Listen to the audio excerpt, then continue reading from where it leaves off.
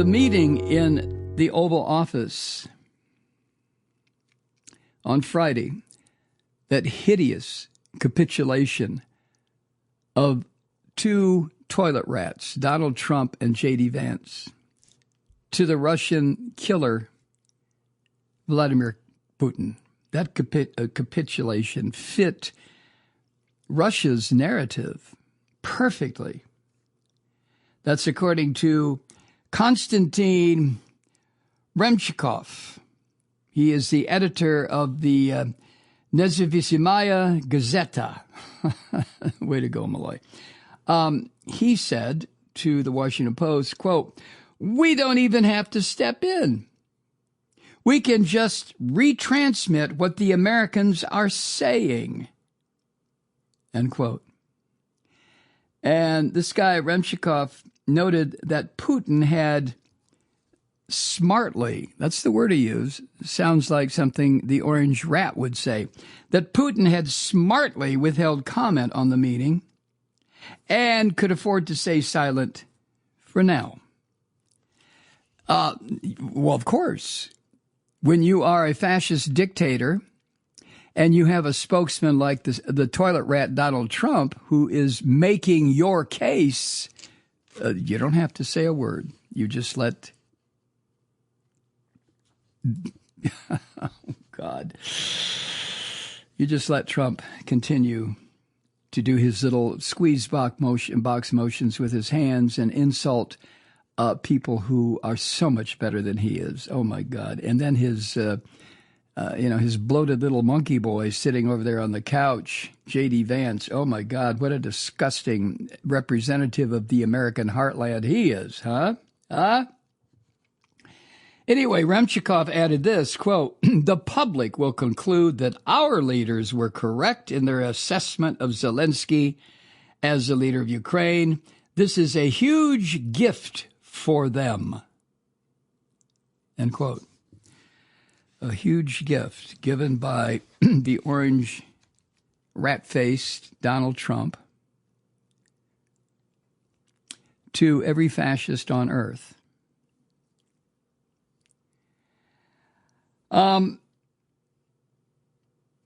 Actually, when was it? Last month, sometime in February, that the United States and Russia held their first face-to-face meeting since the invasion of Ukraine. And after that meeting in Saudi Arabia, in the lap of another murderous dictator, the fucking crown prince of whatever his name is, who likes to have people killed and then chopped into pieces if they insult him, huh? We're known by the company we keep, right? Anyway, after that meeting, the Secretary of State, Marco Rubio, just went on and on about what he called the potentially historic economic partnership. Potentially historic economic partnership that was going to develop between Washington and Moscow once this war in Ukraine was over. It's not a war. It's an effort by a people in a sovereign country to hold off an invasion by a bunch of fucking murderous zombies who are there to kill and rape and loot and burn and blow up and destroy. And it's led by Vladimir Putin, Trump's hero. You call that a war? It's a defensive action by the Ukrainians against a murderous onslaught that now is supported. The onslaught is supported by Donald fuckhead Trump and the American government. And here we sit, you and me, American citizens. I cannot. Oh shit! I'm sorry for all this stumbling here. This was really a body blow for me, where it concerned everything I have come to believe over the course of my life. That decency and independence and respect for other people and honor and truthfulness and human rights, no matter no matter what the person was involved in, man, woman, combination of both, neither, respect for the rights of people, respect for an individual's sovereignty, like a woman's right to make her choices where it concerns her reproductive system. All of that it took me decades to fully understand, fully comprehend, and consider myself in my own little private little corner of the universe that I'm fully aligned with all of that. And that's taken me a lifetime. And now I see my country as fucked up as it has been numerous times. Of course, the United States is nowhere near the perfect respecter of human rights or the perfect leader of the free world. But we were making an effort. And no, I don't have any respect for predatory capitalism. And yes, I understand what the World Bank has done where it concerns predatory capitalism around the world. Yes. I don't have any fucking illusions about the United States. But as who said it? Was it Winston Churchill that said something to the effect that democracy is one of the worst forms of government until you try all the others and realize, I'm garbling the quote, whatever it was. It really doesn't matter. The point he was trying to make, that democracy is messy and it has its fits and stops and starts and mistakes, but it always seems to want to try to correct itself. Fascism doesn't. Fascism starts from the position, this is the way it will be because I say this is the way it will be. Oh, well. But there was Marco Rubio in Saudi Arabia, of all fucking places, Saudi Arabia, talking about this historic partnership between Washington and Moscow. I would love to see an historic partnership between Washington and Moscow, between Washington and every fucking global capital around the world, but not if that global capital represents a fascist dictatorial government that has its political opponents killed. Is that a partnership? Is that what Marco Rubio was talking about? It must be, because that's the reality of Putin's government.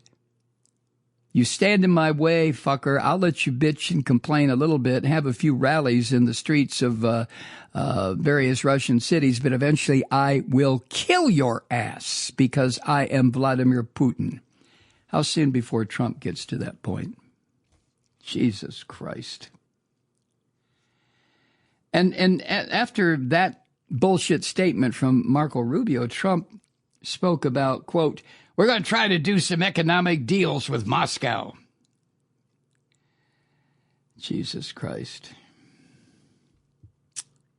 I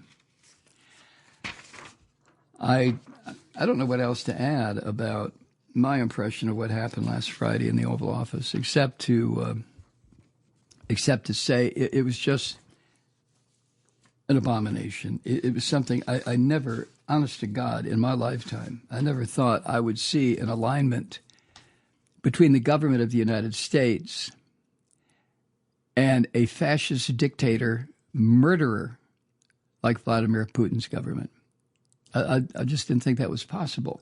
That no matter how ridiculous Democrats or Republican heads of state got, no matter how policies that I thought were borderline, if not full, war crimes caused by a Democratic government or a Republican government in this country. I always, like I said a minute ago, I always thought, well, the ship of state will rewrite itself. We'll be okay. We'll get through this because of our documents, our Constitution. We have so much further to go just in establishing the political and economic rights and opportunities of 25% of our population.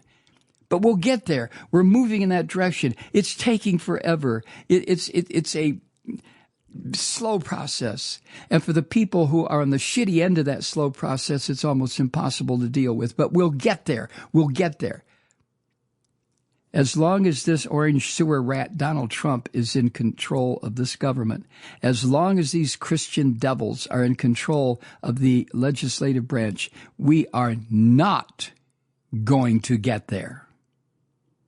We are going to go backwards, which is what's happening now. Thuggery. Jesus Christ.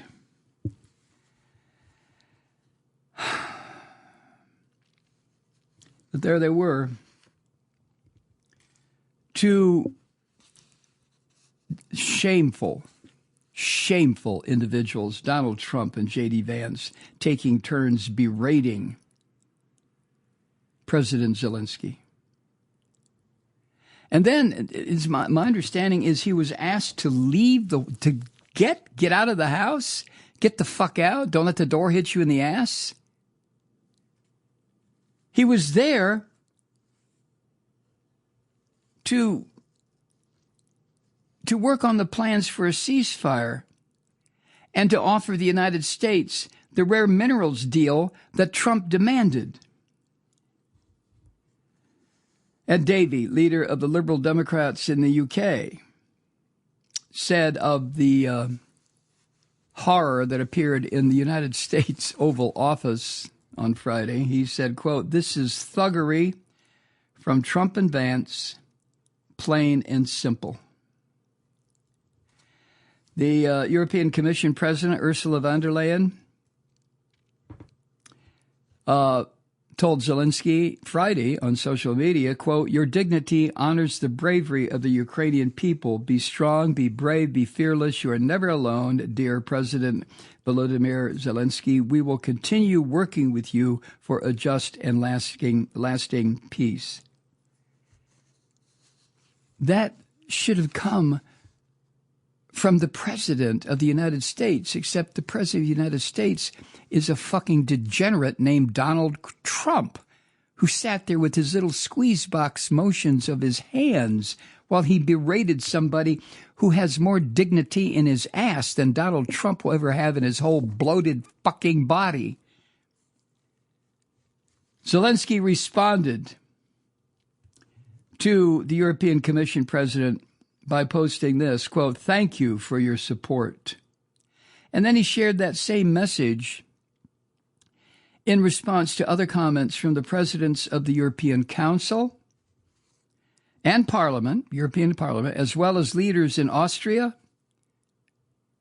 Canada, Croatia, the Czech Republic, Denmark, Estonia, Finland, France, Germany, Ireland, Latvia, Lithuania, Luxembourg, Moldova, the Netherlands, Norway, Poland, Portugal, Romania, Spain, and Sweden. But not from Donald fuck-ass Trump. And despite what happened Friday, after Zelensky got out of that shithole Oval Office with wherever the hell they were, in the White House, he posted, I think he posted on X, quote, "Thank you, America. Thank you for your support. Thank you for this visit. Thank you, President Donald Trump, Congress, and the American people. Ukraine needs just and lasting peace, and we are working exactly for that." Oh, my God. You see, this is where Zelensky displays a kind of internal balance that I admire. I could no more have said that after being treated the way Vance and Trump treated Zelensky than I could fly. But thank you, America. Thank you, Donald Trump.